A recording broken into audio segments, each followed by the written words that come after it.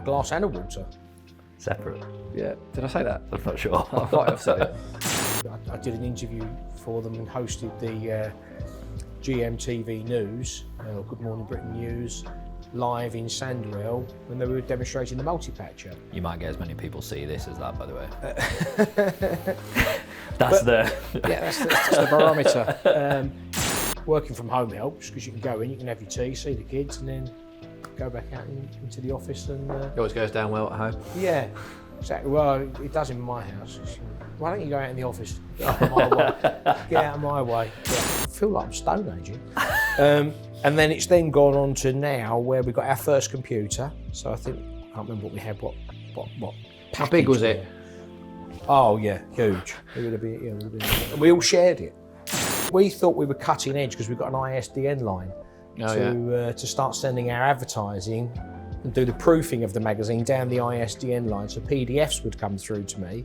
I've got no idea what an ISDN line is. Thought it was cutting edge.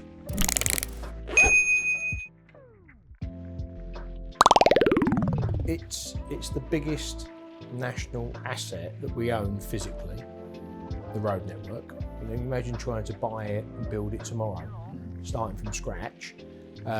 It's in terms of its footprint, but then also in terms of its fiscal value as well. It's got a fiscal value in terms of the asset itself, how much the infrastructure's cost to build, to maintain. But then it's also got a secondary value to UK PLC, which is actually its biggest value, which is moving trade around, which is moving people around on domestic pleasure and that type of thing.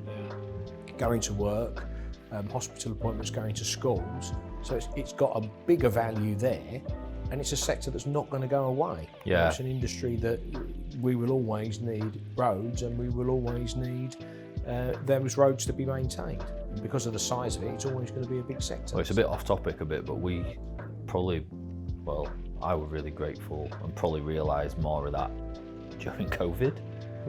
Just because when all that started to kick up, right, I won't lie, I'm a bit of a worrier by nature, me, but I was scared, thinking, shit, what if this really goes downhill here? And don't get me wrong, it were a graft, but I wouldn't say we weren't affected, because we were in terms of things like people didn't want us out on site making video because it were extra bodies that weren't deemed as necessary, so that was fair enough. But I just thought, bloody hell, like, not exactly bulletproof, but as a sector, it felt relatively bulletproof, dare I say, because I just thought, recession-proof to a degree as well, because if any time the government is going to put any sort of fiscal stimulus into the country, they put it into things like infrastructure, because there's a tangible return then back to UK PLC. If they put 2 billion into roads, they know that they've improved the asset, and so the UK PLC get a return on it. But if ever the economy starts to go downhill, it's always infrastructure that gets that money, or schools, or even hospitals, because they're the things that we still own now. So it's a lifeline, don't they? It has to be used, has to be maintained, can't stop. No, exactly. Because regardless of what's going on financially, people still have to get to... We've got to go to school, people go work, exactly. Got a hospital, need to get your shopping. Well, you talked about COVID. My consultancy business was pretty much overnight, boom. Nobody wanted to look at business development, marketing strategy. Everybody was just battening down the hatches, wondering what was going on. Absolutely right and understandable, and if I was running a business, I'd be doing the same.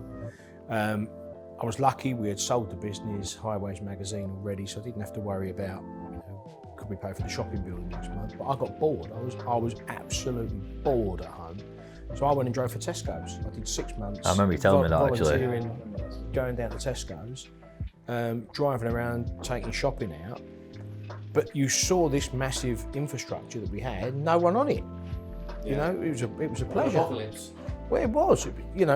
It was us, delivery drivers, the post, and the police, and ambulances. That was the only people on the road. I think it was a bit scary moment, because I remember thinking you daren't go out, because there's all those videos going out. The army's turned out. You go out, you're going to be... You get half an hour for a walk, and that's like a dog. And then you find out someone, a politician's going to say holiday home. It's like, woo! Yeah, absolutely. Just get them, have them. Yeah. Well, like I say, we didn't really want to stumble into something that sounds like a bit of a Q&A. eater, but because we are starting to run more and more content like this, as I said to you before, you've obviously, am I allowed to say been about a bit? Is that fair? Been about a bit. Oh, yes. But you've been around this industry and like obviously like the marketing of it for a long time. Yeah. How did you get into it? So my dad was the managing director or co-managing director of Thomas Telford, which was the Institute of Civil Engineers publishing and exhibitions business, Yeah. and was involved in launching New Civil Engineer back in 1970s. And in 1995, Thomas Telford was sold to EMAP, and the Institute of Civil Engineers were the sole shareholder of Thomas Telford's. Dad was tupied across to EMAP, huge publishing and exhibitions business. He'd been number 2 out of about 150 people. He went into EMAP, he was 47 years old at the time, and he was going to be number 300 out of about 15,000, or pick a number like that, and he was like, oh, it's not going to work for me. And so he did a settlement where he settled the business in, and we then went and bought Highways magazine off of EMAP as part of his redundancy package, and away we went. And at the time, I just finished working on OK magazine and Penthouse. I was senior sales executive on those 2 magazines. Right. Playing decent standard football. So my friends obviously thought I was, the chosen one down the pub. And then when I went in and told them that I was giving that up to go and run this magazine called Highways with my dad, I went very rapidly downhill, buying my own drinks in the pub. When you say you're involved in Highways, you're trying to explain it to friends and what you do. Yeah. I mean, you can see people's eyes just drifting off somewhere. Well, I've gone. It is.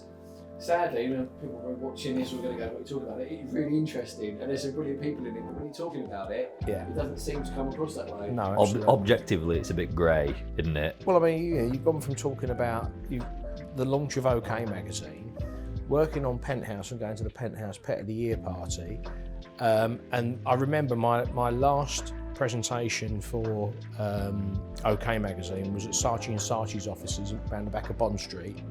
I can't remember what consumer brand they were buying media for. And my first one at Highways magazine was to a company who probably, I don't think they exist anymore, was to Trowload Trailers in Northampton, in Colby, in a porter cabin. And God bless them, I think they're part of King Highways now. It was a marked difference in those two. I came out of a porter cabin thinking, what have I done? I've just gone from this padded presentation room to gone from like Arsenal away to yeah, exactly. Would you change it though? No, not really, because I got taught by my dad, who had been, coached himself how to run a business. We had something that we then could shape, and we built our own business and created assets that were tangible and sellable. I was lucky enough I got to travel the world because we had other sectors that we worked in. So we had the Stadium magazine, where we looked at the design, construction and management of sports stadiums and arenas. So we managed to run a trade association called ESMA, which was the European Stadium Managers Association. So we did their annual conference for them in a different European stadium every year. So from Barcelona to Munich to Paris to, you keep naming a city, and we ran the stadium. We ran the event in that main stadium. So we had people that were all of the venue managers around Europe that we got to know really well. And that was a market that you had a personal interest in, because being a sports fan, you get to go to all the big football matches, you're in the hospitality because your mate runs the stadium, and it was lovely, very, very spoiled. And then we had, I took the event to Singapore in about 2012, I think, because Europe was getting quite saturated. We had the Taylor Report, I think, in the late 1990s, early 2000s, which came out and said that you needed to have full-seater stadia. So most of the UK stadiums and around Europe had been changed into full-seater stadia. But then you look further afield at places like Asia was predominantly the area where they had a huge population of people that were sports mad, but the facilities that they had there were very much primitive. You'd go there, you'd have bench seating, you didn't have any plush seats, you know, there wasn't the great clamour for corporate hospitality or, you know, luxury seating or ticketing systems. You turn up, you pay your cash on the door, and you sometimes people were turning up taking plastic garden chairs with them and plonking them on the edge of the pitch. That. Yeah. Go watch Cass play rugby. It's not too far off still. You can still pay out gate. Yeah, so we went to Singapore. We ran the event there at the Singapore Sports Hub. That went really well. And then the Japanese government approached us and said, would you bring the event to Japan for us, because we're building venues for the Rugby World Cup and the Olympics. So I then was going to Japan every 6 to 8 weeks for about 18 months. So you asked the question, would you have changed it? No, I'm very lucky. You know. Why not? It's how many air miles you go now? Well, but we were going the other way as well, because we was also going to Houston, because we had the oil and gas magazine. Yeah. And so we were running a global oil and gas magazine, which was looking at the exploration and production of oil. So looking for it, drilling for it, pumping it back to the beach. A lot of that happened in Houston. I used to go to Houston the first week of May every year for about 20 years. Stavanger, Singapore, you know, down into Africa sometimes. So yeah, we're very, very lucky. Wouldn't have changed it for the world.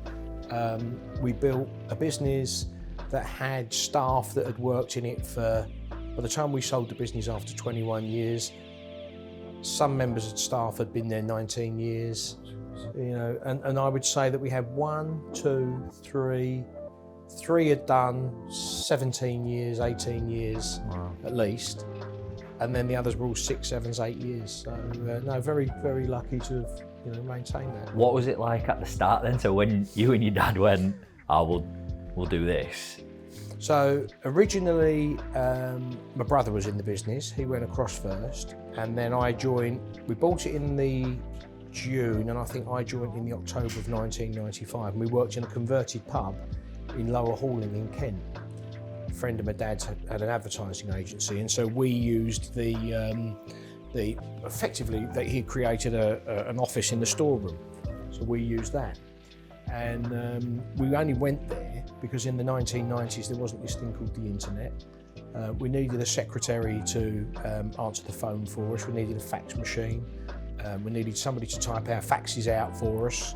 And so we went down there, and we were only going to stay a year. And then we got after the first year, and after the first year we went, well, that weren't too bad. It was only a 40-minute drive across the Dartford Bridge every day. We'll do another year.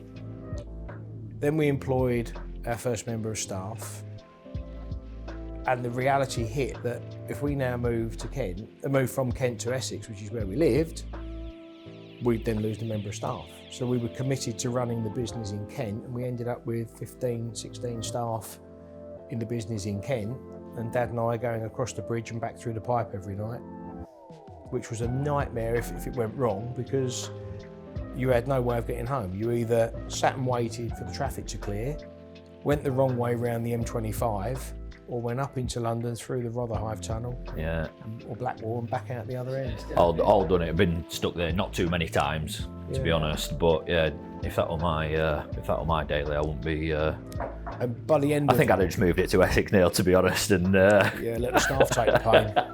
I might not have kept so many of them for 18, 19 years though.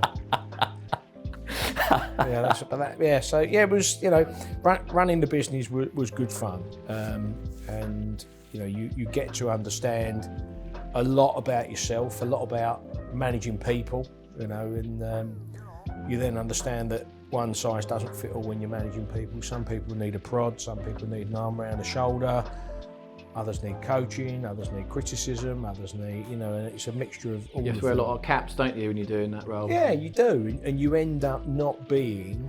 I enjoyed selling advertising and media. That's what I like doing. That's what I was good at. And I stopped doing that. I ended up being this thing called a businessman, where I was worrying about profit and loss, and I was worried about cash flow, and I was worried about, the staff welfare, or the rent, or making sure that the tenancy was all right, and the cars and the insurance, and you lost the ability to do what you were good at, and so in the end I built a team around me that could support me, and they would be able to take up the slack on that, which allowed me to go and do what I was best at for the business, which was to be the front of it and to be the face of it and to keep pushing it forward. Because when you're running a family business like that, no one's going to care as much about it as you. And if you understand that, then you don't get frustrated with the staff, because for them it's a job, and you know, it should be.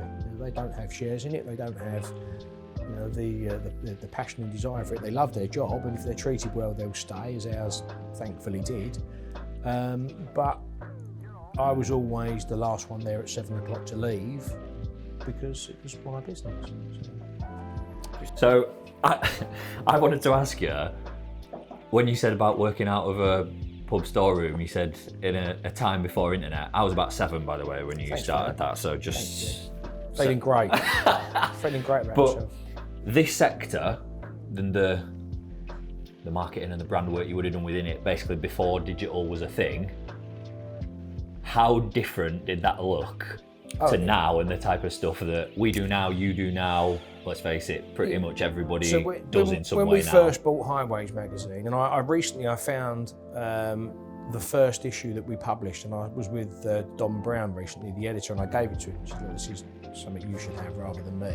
So it was September 1995 issue. And when you used to print magazines, the way that they were done was you used to have a mono section, which was just black and white. You could have a 2-colour section, which meant that you could then use anything from the CMYK, so you know, cyan, yellow, magenta, and black, as an extra layer, if you want. So you could have 2-colour, or you could have really push the boat out, and you could have 4-colour. And so the first issues that we produced, to keep the costs down, because we were still building the brand, we used to have mono sections, and the pages were printed in blocks of 4. So because it was saddle stitch, you'd get 4, so the front, the back, and then they'd go in on the saddle. And we used to put black and white sections in, and 2-colour sections. And then on the print day, I used to go up to the reprographics house and literally walk out with a box of film, 4-colour films that would weigh probably as much as, you know, a small child, and take that. I'd meet the printer, and then he'd take them up to Leeds where the magazine was printed. So that back then, the content was very word heavy. It was very technical. You know, you'd need a glass of water and an anodine to get through it. And I had come from consumer publishing with Penthouse and OK magazine, where it was shorter, snappier, more readable. And I think it was then sort of saying to my dad that, 1, I don't understand this, so I can't publish it if I don't understand it. 2, are people really sitting there reading that level of content month after month after month? You know, we're dealing with humans, we're dealing with real people. And what year would that have been? Sorry to cut you off. So that would have been 1996. So 95. even stuff we talk about now about, I mean, certainly getting worse, like attention span and how much time you can get off someone, that's something that you were even talking about mid-90s, 100%. before the internet even existed. Yeah, and so I said to Dad, you know, we need to make this shorter, sharper, bite-sized, let people just consume what they want, and then give them a reference point that if they want to go to somewhere else, they could. Well, that reference point was a book in the library at the time, because the internet wasn't there. So you couldn't put a website on it or an email address. You know, we used to have something in the magazine called reader reply cards, which was every advert and every article used to have a number next to it. And so what you would then do is you'd open the magazine up, there'd be a prepaid printed card in the magazine with all of the numbers pre-printed on it, and then whatever one you were interested in would correlate to the article. So number 32, you'd find your bingo card, put 32 in, fill your name and address in, put it in the post. That would come back to our reader reply service that Mark Hobbins had said that he was interested in HighwaysIndustry.com. So we'd get somebody then to type Mark Hobbins' details, and then that would then be posted to HighwaysIndustry.com with Mark Hobbins' details. That was how you did your leads. To say someone let us interested, know that they've got an interest. Yeah. People will be watching this going, Absolutely. I know, yeah. And that was the barometer of the success of how an advertising campaign had worked in terms of how many leads you got back. At that point, can you even imagine a concept of a click here button? Two lots of postage. Yeah, exactly. It was just ridiculous. We literally had people sitting there typing all day. The gnarled little fingers just typing all day. All of these reader inquiry cards that were coming back, and so that's how we managed that. Then I think we got our first computer because we used to have Rolodex cards, so everything was handwritten. The idea, and it was a bit like a CRM of the day, so it was all on paper, Kalamazoo files, that was what they were. And so you'd have it all handwritten on the client's details, who the agency was, if it's had an advertising agency, then all of the records of the conversations that you'd had. yeah. Any media that they'd bought, that would be written on there as well. So some clients could end up with like 10 pages all stapled together. Then if you went out on the appointment, you take the card with you. God forbid you lost the card because then you'd lost all the contact details. There was the urban myth about the man who had said this particular person is an absolute what have you, he's so rude, and left it at the appointment, and then the advertiser then posted it back, I think you left this. Or you get the job and you pick the card up and you go to that appointment and it's like, do not approach, do not solicit. Yeah, absolutely. So that was the CRM, was all on paper as well. I feel like I'm stone aging. And then it's then gone on to now where we got our first computer. So I think, I can't remember what we had, what How big was it? Oh yeah, huge. It would have been, and we all shared it. So we all shared the computer. And then we thought we were cutting edge because we got an ISDN line to start sending our advertising and do the proofing of the magazine down the ISDN line. So PDFs would come through to me and I could look at them on screen and approve them to save me having to go all the way up to the reprographics house and sit there and wait for that. So Gal technology. oh yeah, I thought I was, I've got no idea what an ISDN line is. thought it was cutting edge. Is that like internet before internet? Yeah, it was an internet line where if you couldn't pick it up and hear that wee. Yeah, okay, Second stage See, of fax. That were in that were in my lifetime for sure. Trying to use a computer and someone rings the house and you. Oh yeah, no one even rings the house anymore. We used to send a fax off and you'd hear someone on the fax would go, hello, hello. Oh, that's right. Yeah, quick, turn it over to fax. Yeah, there's an interesting one. What year did you press your first Control Delete? When did that come in? I'll tell you what, I do remember that would have been 1994. I worked with a bloke called Mark Wiles, right? And he was good fun, Mark. Taught me a lot. But he used to call it the hotkey reboot. I was like, whoa, wow. What's that? And he basically went, Control Delete. Still used to this day. Oh, Transcended media, content, and everything to do with it. Control Alt Delete. Where did we get up to? I can't remember. Well, I had an ISDN line, didn't I? Yeah. The reason that I asked you about what it looked like before, because obviously you mentioned it earlier about when, I say we, I wasn't about at the time, but like Highways Industry popped up, internet gets everywhere. Well, before that, we did have a product because Highways was monthly, and we competed with a magazine called Surveyor at the time. Surveyor was weekly, and so if you wanted news back before the internet, the given method of getting your news was a weekly trade newspaper. Yeah. So you had Contract Journal, you had Construction News, you had New Civil Engineer, you had Architects Journal, Building, and then in the highways and sort of transportation sector, there was Surveyor. And so that was a very strong title, strong on news, strong on what was happening, but it also used to carry all of the recruitment, because that was the most expedient way that you could get a vacancy into the market, was on the weekly newspaper. And so with Highways being monthly and Surveyor being such an established title, we couldn't really take that on. We needed to come up with something new. So we had a weekly fax service where we had jobs on it and news. So we used to send out like a 2-page or 3-page fax. I can't remember did it.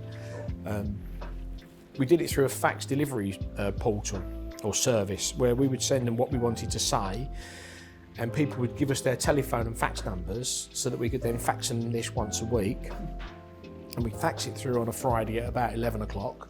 And it would have all of the jobs, and it would have all of the news on it. So that was the precursor to Highways on Fridays. I was just going to say that we're Highways on Fridays. And then when the news came, and when Highways on Fridays came out, when the internet happened, we just did the product digitally and started to send it out as a weekly news service, and with the recruitment ads on it, and it grew from there. Yeah.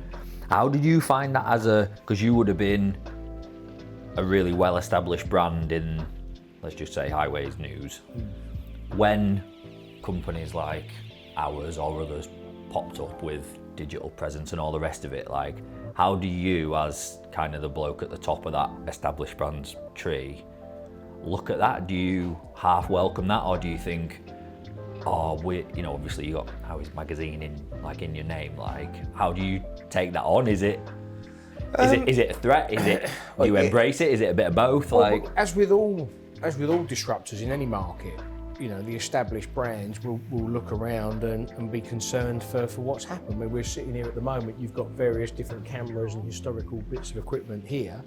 None of those get used anymore, or less so, because they're all on these now. And Kodak is a classic example of that. It's a business that was absolutely untouchable to bankrupt, because it didn't adapt as well as it may have done when a new disruptor came in. And the new disruptor was the internet. They were convinced, apparently, that wet film was always going to be the way forward, but then the ISDN, the internet, said, well, we don't need that anymore. We can take a picture, send it digitally, and we can get a better quality. If not, we can play with it and enhance it as the package is developed. Wet film became almost a bit like vinyl records, a very niche heritage way of doing things. And so, looking at what your question was, it actually forced us to look at what we were doing. Was what we were doing good enough? Was we resting on our laurels wouldn't have been the right way to have looked at it, but were we not reacting because we didn't have to react? Were there challenges that were coming forward that we needed to? So it gave us a shove, and it probably helped me personally, because it helped me change my dad's perception. He was, now nudging sort of 55. Had never this internet thing was. I remember him getting a mouse for the first time and holding it on the screen, saying, "So how's this work?" No, look, put it there, and that works there. And he was like, "It must have been mind-blowing for people, for that, where the generations now born in straight into tech, they get it. The kids get an iPad or a phone and stuff like that. But when you the transition from analog to digital, it must have been like it must be a lot of worry because it's changing stuff. And from a publisher's perspective as well, it completely disrupted the business model, because the business model had been for however many years that you were going to print a magazine. You knew how many, you'd set what was called an ad-ed ratio, so you'd know how many editorial pages you want for every advertising page. If you had too much advertising in it, people would just think it was like a case catalogue, and it wouldn't get read, it wouldn't get taken seriously. If you had too much editorial in it, then it started to eat into your profitability, because you were printing more pages, which meant the magazine was heavier, which meant it needed posting, which would affect your postal costs. And so you had to have a good balance of what was profitable, what retained the interest of the readers, and what visually didn't look too cluttered and messy and what have you. So it blew that model apart, because now I can advertise online, I can get my advert up now, like within a day or two. But back in when the internet first came around, not everybody knew how quickly to get it up, it's done. So it took a day or so, or maybe half a day, to get your ad up. And immediacy started to come, where previously with Highways Magazine, if you wanted to put an ad in, it might take you a month. Now we're doing it the next day. So we had to change our reaction times. We had to look at what else was happening on the landscape. The cost of producing content and putting that online, well, I was already paying the editor, so he then had to, I remember interviewing Alec Peachy, who was one editor of Highways magazine, and saying to Alec, you are the editor for our content now. Not the editor of the magazine, you are the editor for the content. So that means that when we do the printed magazine, you're the editor of that. When we do Highways on Fridays, you're the editor of that. If we do a conference, which we used to do with the Institute of Highway Engineers, you're the editor of that. When we do Highways Awards, you front that. You've got the relationship with the readers, not me. I was just the advertising bloke and the publisher, the bloke who owned it and ran it. But people know you and see your face in the magazine every month, so you need that relationship. Yeah. So allocates the internet because his work went up 6 times. Sorry? I said allocates the internet because as soon as the internet popped up, his workload went up by 6. Yeah. Well, Alec joined me with that mentality of that's what his role was going to be. I employed him as that because previously, we'd only ever had written journalists, and they said, well, I can't work to these quick, rapid deadlines. This is like a weekly newspaper. Well, the journalism sector was, National Union of Journalists at the time had been quite militant in the 80s and 90s. And that's what saw all the whopping problems. So there's some legacy of that drifting over as well. So to get people to change their working mindsets, Alec had come from a daily newspaper, the local newspaper, so he was used to turning stuff around. And so that really changed the way that we work. So at the time you see somebody coming in, oh, hang on a minute, what are they doing on our turf? But ultimately, it changed the way we did things. You and your dad had Highways magazine for 21 years, 1995 to 2016. Why did you sell it? So my mum got diagnosed with dementia, and she was only young. She was only 62 when she got diagnosed, and we knew obviously that there was a life expectancy of 7 or 8 years. My dad was increasingly, spending more time with my mum. So I said to him, right, look, best thing to do, you retire, get out of the business, I'll run it on my own, and I'll continue to pay you, and you just be like the chairman. And that's what we did for about 4 or 5 years, and it was going very well. We'd launched Seeing is Believing by then. I remember launching the Highways Awards. I remember I'd been walking around into traffic with Andy Davies it's just done its 20th year this year, or last year, so it would have been 20 years ago. And I said to Andy, people keep telling me what they're doing, but we don't ever celebrate it. I think we'll do some awards when we get back. So I remember saying to my dad, I'm going to do some awards when I get going, Dad. All right, I don't think it'll work, but have a go if you like, son. Thanks, Dad. Crack on. So I remember I booked the Institute of Civil Engineers. We got about 150 people to the first awards. Barclays Bank were a sponsor. Wow. They weren't actually a sponsor. My mate was a regional director there, but I stuck him on the stage, put the logo up. Sorry, Barclays. And that then all of a sudden got traction, and we built the Highways Awards up. I think there's about 600 people went to the one I went to last year. So they're still doing very well. We had Seeing is Believing, which was an event that Andy Pledge had set up. And the concept of that was, rather than a Trafex traditional exhibition where you would go to the NEC and it would just be an indoor event with stalls, we hired a proving ground track and we put the products out, installed them. So we had gantries up sometimes. Sean Stacey, who now owns MSF, I remember Sean out on a cherry picker in the high winds one night 20 odd years ago, installing a gantry for me, and as I came out to see how he was getting on, he was less than complimentary about the working weather that he was in. But we're still great mates now. And that really changed events as well. If you now look at things like the Elcrig Festival that's outdoors, people now want more of these demonstration events.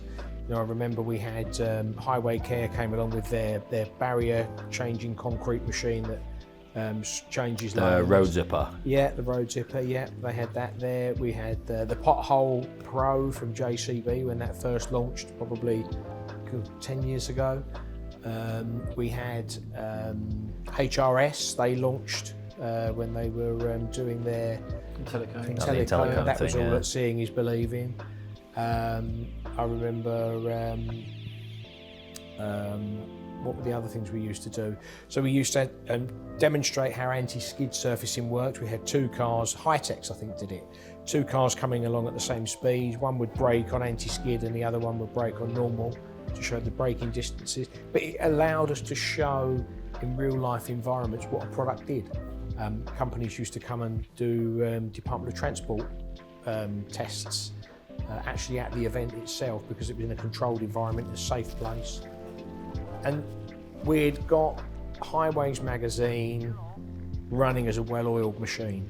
We had this successful Seeing is Believing event, we had the awards that were doing well, Highways on Fridays was doing well, the magazine was doing well. I mean, the first issue of Highways magazine that Dad and I produced had 5,600 pounds in it, September 1995. The last issue we produced was October 2016, at about £80,000 in 1 month's issue. So, you could see how the brand had really strengthened. We were right at the top of the game. The internet, I could see coming down the line, was going to change consumer habits in terms of how people consumed media. You started to see that things like the Evening Standard wasn't getting bought as much, Daily Mail wasn't getting bought as much. The Evening Standard had a disruptor coming into it, which was the Metro, which was now given away free. Yeah. So then the Evening Standard had to change its business model, and that became free. And as a business, we were a very lean, small family business that we didn't have the fat in it to absorb any seismic change. Yeah. And so when we were right at the top of our game, we'd just run the event in Japan for the Tokyo Olympics. The opportunities there were huge. The organisation there wanted us to replicate some of their events who we partnered with over here in the UK. Stadium magazine was doing well, Highways was doing well, the events were doing well. I just said to my dad, just got the feeling now is the time to jump. It was all right at the crest of the wave, and I didn't want to be there to then have to pull it back up again. Yeah. And with it being such a small business, I was running fast to maintain what I had. I didn't feel that we were ever we needed investment to go to the next level. And I went round and had a series of meetings with different potential investors, but everyone wanted the golden share, which was share number 51, which put them in charge, which meant I only had 49 shares, or the family only had 49 shares. And when you do that, it's like putting your family silver in an arranged marriage hoping it works. And if it didn't work, then you would have lost 49% of what you built up. So my mindset quickly became, well, if I'm going to sell half of it, I'd rather sell all of it. Yeah. As much as I loved the business and I loved working with everybody who was there, it wasn't a child. It was never going to love me back. I deliberately created these brands by putting Alec front and centre of the Highways brand, by having Andy and Gavin as the principal salespeople, by having John Sheehan as the editor of the Stadium magazine, and I had Paul Thornhill, who was the principal salesperson for the Stadium magazine with Sam Wybrew. So I could, it sounds crass and it sounds like you're playing chess, but I could sell the people and the brand, pick them up and drop them into another business, and it didn't need me to go with it. Yeah, well, then I had retreated from being the front of it. Yeah, well, that's how you sell in a business and not just a logo, isn't it? Like, exactly. You can sell it as a functioning, working entity in its own right. There's no business guru there. I don't claim to be Alan Sugar, but that's just what we were doing at the time. Yeah. Why we sold it, and it meant that we could sell different parts of it to different buyers. So how long after that then, when you stepped away from that, did like COVID come in? Because you said you were bored for a while. What was that little period of boredom? I did a year. So I literally January 2019, went and sat in my office in my garage. And my wife said, well, what are you going to do then? I don't know, make a few phone calls, see what happens. Nothing happens, I'll go and get a job. I wasn't worried about what I was going to do. I didn't know what I was going to do, didn't have a clue what I was going to do. I rang a few people who I knew in the sector just to run a few ideas past them. And one of the first people I met was Ben Dunker at Highway Care. That gave me first client, and then from there, other people went, "Oh, you? Yeah, I am. Okay, yeah. Well, could you come and give us a hand?" And before I knew it, we had this. I don't know what it is. It's me messing around in my garage, I suppose. But from that, I was then asked to be the director of the Institute of Highway Engineers, or asked to stand for council. And then from council, I then got voted onto the exec board, so I sit as a director of the Institute of Highway Engineers. And I was then invited to join the board of ITS UK as well. So I now sit on the board of two of these sort of industries organisations, which is a bit strange considering I couldn't design a road junction if you asked me to. I've got no engineering qualifications, but I've worked in highways for 1995, 28 years now, and so people... What's your role on those boards then? So I sit as a main board director, a company house director of both organisations, so it's diligence to make sure that the business is running professionally within its legal statutes, to make sure we're working to the business plan. I worked with some members of the board to recruit Max recently when Jenny retired at ITS UK. With the Institute of Highway Engineers, I run their recruitment and marketing portfolio, so we look at the brand, we look at trying to generate new members. So, they're reasonably fulfilling roles to do something for a sector that's been really kind to me, considering that when I came into it I didn't know a cone from a barrier. So. Yeah, might not dress you up as messing about in your garage, but where you are now then from Highway Care, that initial Highway Care kind of conversation, like where are you now? Where's Levett as a business now? So people ask me, what do you do? What do you do for a living, Neil? And I say, I suppose it's more business consultancy, because for some clients, I'm running their marketing strategy alongside members of staff who they've got in the business. So for example, Kylie Brothers are a client that we work with. When we first went to work with them, they didn't really do much in the way of external marketing. They were a traditional family business that had always been very conservative in the way that they promoted themselves. And we had a conversation. They're now being run by their third generation, so Mike and Lauren are running the business. And they were looking at changing the way they do things and changing their communication strategy. And we sat down, we looked at a plan, and I now work with Lauren, who is the third generation member of the family as well. I mentor Lauren in business in general, as well as working on their marketing and comm strategy. So that's one type of client.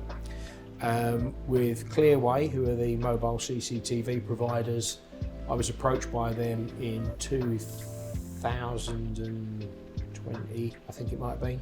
Yeah, it might have been. They had a temporary CCTV tower that was solar powered and was traditionally used in void car parks or void property as a security device. And they wondered whether or not it might work on the highway sector anywhere. I went in as consultant just to go and have a look at it for them. And now 3 years later, they're just about to put 300 towers out this year on the network. It's a very nice, sustainable business. You can see them going down the M1 at the moment. I've seen a lot of them now. They've got 100 of them just going in for Balfour Beatty on the M1.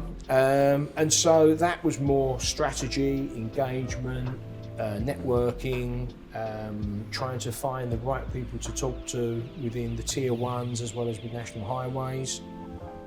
So that's content and engagement. And then we've just started working with Core Highways. Core Highways is the amalgamation of Amberon Forest, Mervyn Lambert, Barrier Services and JMT into one business. And I'm there working alongside Lizzie, who's the CEO, to put together their external communications campaign of what type of message they want to portray into the market about the business, about the merger. So again, that's content, that's relationships, that's networking, that's making sure you're facilitating them to be at the right events and speaking in the right environments. And then with message maker displays, it's very much a non-exec director role, where I'll drop in, I'll go down and see Danny and Josh who run the business. We'll just chat about objectives, and it's really for me to give them a detached perspective of the business, because sometimes when you're running a business, you get so entrenched in what you're doing that you forget to look up and just check the landscape, and if you've just gone off course by a degree or two. And it's just really understanding the sector and saying to them, had you considered that, or what about this, and that needs looking at. So there are 3 or 4 different roles that we're performing for businesses. We've tried to stick in and around the highway sector because that's where I've got quite a strong network of contacts. Yeah. So I'm able to leverage that for the people that we're dealing with. They appreciate that, and we get a lot of calls from people saying, Neil, I'm looking for X, Y and Z. You don't happen to know anybody, do you? Whether that's staff, whether that's a product, whether that's a service. So that's interesting. And then the other final part of it is the type of thing that I do with Ross, Ross Bullerwell, where again in COVID we were bored, chatting, just keeping each other's spirits up. We'd talk, once or twice a week, and we came across the multi-patcher, and we signed a distributorship to bring that over to the UK from Australia. Just more on a hunch of, this could be a great product for the UK. There wasn't anything like it that could do the front and back end of a machine. There's a lot of products that are doing the front of the machines, and they do them exceptionally well, but this had an extra capability to it. And we signed the distributorship for that. I did something similar when I found an international product in the winter maintenance sector. That ended up going into Renix. So yeah, finding new products, bringing them to the market, understanding where they might fit, and then finding a route in for them as well. It's just interesting. It just keeps me enthused. And so, what does the business do? Hard to qualify, really. It's just we just do stuff in the garage. Do you find working with like a handful of people like that in different ways? I don't know if more fulfilling's fair, but compared to like running Highways magazine, where like you said, you were kind of like, what's going on here, blah, blah, blah, blah. It sounds very daily, whereas this sounds a bit more sit back, maybe bigger picture for everybody you work with. Yeah, my problem is I get bored. That's my biggest problem. We'll wrap up quick. Yeah, no. And so, as is seen by Highways, it would have been very easy just to sit there and just carry on publishing Highways magazine. We didn't. We did the awards. We did Seeing Is Believing. We did Highways on Fridays. We took the show to Japan. We launched the oil and gas magazines. We did an event in Houston. We did them in Europe. We did daily newspapers. Always going, And if you ever used to be in the office all day, every day, I'd get bored. And so this is probably a magnification of that, in that now having different clients in different businesses, that mean I don't have to work in one business all day, every day, get involved in the politics of it, get involved in the minutiae of everything that goes on with it. I'm able to drop in, have a meeting, have an opportunity to help them, advise them, assist them, introduce them to people, leave them to it, and then come back in a couple of days or a couple of weeks, and then we review it. That probably suits my type of personality, to be able to jump around and do different bits and pieces. From that perspective is how I see it. That's what I tend to do. I'm not going in there to replace anybody that they've already got. I'm not going in there as a threat to any staff that are already there. I'm not going in there for example, I go to meet Kylie Brothers. It's a family-owned business that's been run for 70 odd years. They turn over millions and millions of pounds a year. It's not for me to tell them they're doing something wrong, because they're not. They're running a successful business. It's for me to express a different way of looking at things, a different angle, a different perspective, maybe introducing a new product, opening a new revenue line, that because the business is so busy delivering its surface dressing plans every year, it just doesn't have the bandwidth to do that.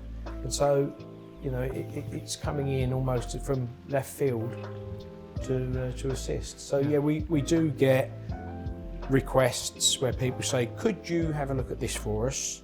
Could you investigate it for us? And could you write us a report on the viability of it? And I've done one of those very recently. I've got a meeting tomorrow, funnily enough, with a foreign supplier coming over to meet the UK business that I've introduced them to, where we'll look at, is there the possibility there for a relationship moving forward? So that then gets exciting. You've gone in at that research stage, a bit like I did with Clearway. You then introduce the businesses to, yeah, okay, there's a potential here, and then you start to build it, and you build a business. So it's Dragon's Den, but without putting my money forward. Yeah. Obviously, I say stumbled, but I stumbled in here 2014, all internet, all established, 100% digital. That's what we've done. Knew of you, knew of Highways magazine, few bits and pieces, you know, around that. I find it interesting, like when you said, you know, you first start with putting in a fax line and you sat in a pub storeroom with a file of fax, and you didn't even mention telephone. I think if you say to people in this industry, what's the best thing about the industry? I think 90% of people will probably say like the people. And we obviously meet a lot of people, you obviously meet a lot of people, we know a lot of people. But them stories away from just, this is what my company is, this is what we sell, this is why you should work with us. Like just fall between cracks a little bit. And I think we've seen content made by people, and it's not to bash it, but it might be a webcam call with a pop-up in the background, and it's just a bit, samey sounds horrible because it's not samey as in, but it's almost like another ad presented in a different form. Whereas we wanted to just make some more content about the people, because like you've already said some stuff today that I thought, I've never really thought about that way. And I think that's what we kind of want to keep making content that does that. If people can watch it and think, actually, I heard so-and-so say this. I mean, I don't know how many podcasts you watch. I watch a lot of podcasts. And just take stuff away, and I'll come into you fairly often, don't I? Yeah. Say, I saw this and they mentioned this. I wonder if that could fit for us. And I think it's just a little bit different to what maybe some of the other content creators and outlets in our industry are doing. Or we're certainly trying to go that way. This conversational type podcast that we want to keep doing, we've called The Extra Mile. So as a bit of a closer, I said to you I didn't really want to do like scripted type questions because I find it a bit, I don't know, uncomfortable. But to you as LevWeb now, what would you say like encompasses the extra mile for you as a business? Well, I recently took Harry on as an apprentice. So Harry was somebody who my wife and his mum have been mates for forever, and he was looking to get into business. So I think for me, you have to have a why. Why do you do it? You know, do you do it just for the money? Do you do it just to do things altruistically? Or, you know, what's your why? Why do you do it? You know, for me, I was lucky that I had a good mentor previously in a guy called Peter Middup, who took some time with me. Great man, you know, took me under his wing and taught me a lot of things. I then worked with my dad for 20 odd years, who taught me how to run a business. And Harry was looking to get a job. He'd had a couple of jobs that didn't work out for him. So I said, come with me. I'll take you on, give you a job as an apprentice. I needed some extra hands. So Harry's now doing a business course in business administration, doing an apprenticeship. So that's something nice to do. It's just nice to do nice things. It sounds corny and cliche, but the other thing that I do as well is I think we might have chatted about it before. I do the funerals now, where I act as a funeral celebrant, where I go in and I'll meet the family. I'll take the details of the deceased, write the service, and then on the day do a non-religious service and take the actual service with them. What's that got to do with Levett Business Services? Well, I think what it demonstrates is that there's, rather than just we're looking for other clients and we want as much work as we can get, we want to do a good job.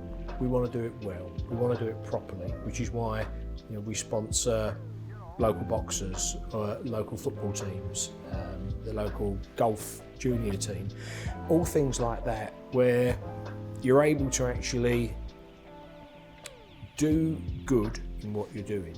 And I just think that, from a karma perspective, that's a nice thing to do.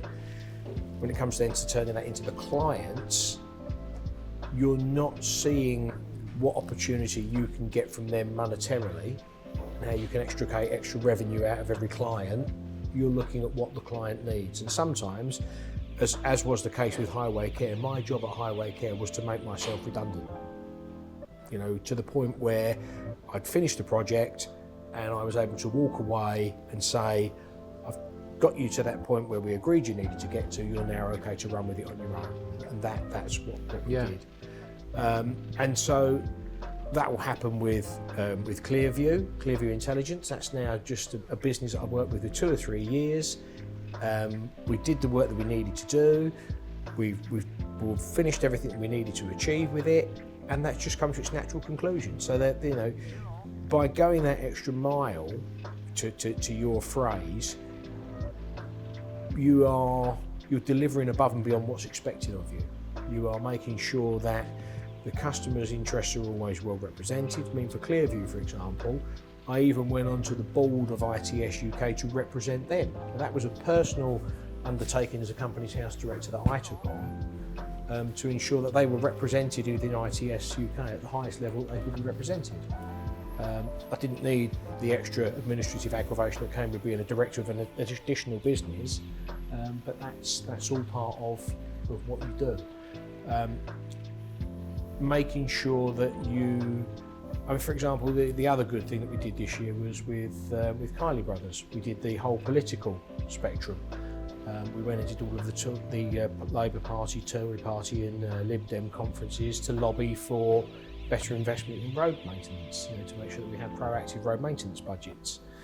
I won't claim that our work got the 8.3 billion in road maintenance repairs. I'd like to be able to, but we can't claim that. We then ended up on national telly. We were actually then getting interviewed. I did an interview for them and hosted the GMTV News, or Good Morning Britain News, live in Sandwell when they were demonstrating the multi-patcher. You might get as many people see this as that, by the way. That's the barometer. We had articles in the Daily Mail. We had articles in the Sunday Times. That again, we were facilitating, we were interviewing. It's just pushing it as hard as you can. From a personal perspective of whatever job you're doing, how well can you do it? And if that means that you're charging somebody for 5 days, but you've got to do 7, because that's what this particular project needs this month, you've got to find that time. Work the weekend, work the evening, get the emails out. Working from home helps because you can go in, you can have your tea, see the kids, and then go back out into the office. And it always goes down well at home. Yeah, exactly. Well, it does in my house. Why don't you go out in the office? Get out of my way. Get out of my way. So I think, and authenticity as well. I think to be authentic is the key to everything. One of the first things that Peter Middup taught me, and my dad reiterated to me as well, and that I reiterate to everybody, is people do things from people they like. If they like you, they'll find a way to help you, they'll find a way to work with you, they'll find a way to buy from you. If they don't like you, even if you're the best solution for them or you've got the best product in the world, they'll find a reason to buy another product or buy another service from you. And so I think we need, as consultants in the job that I'm doing now and the way that I'm mentoring Harry, is that you have to be useful, you have to be personable, you have to be adaptable, you need to make sure that people remember you, hopefully always in a positive way, but that's not always going to be possible. Not everyone's going to like you, to our point earlier on about HighwaysIndustry.Com and Highways magazine. Some will, some won't. And it's also having the thick enough skin to understand that, accept that, not get beat up by it, and not go chasing everyone to like you, but just have the confidence to just carry on doing what you're doing, as long as there's no arrogance attached to it, and that you're just trying to be true to yourself, then I think that you will achieve success. I would have said always fly business class. Good stuff happens in business class. Good stuff happens in business class. I think that's awesome, mate. I really appreciate it. Yeah. I think it's honestly, really appreciate you coming in. Really appreciate you being guest number thanks, one. Neil. We do appreciate you coming in and spending some time with us. Especially for you.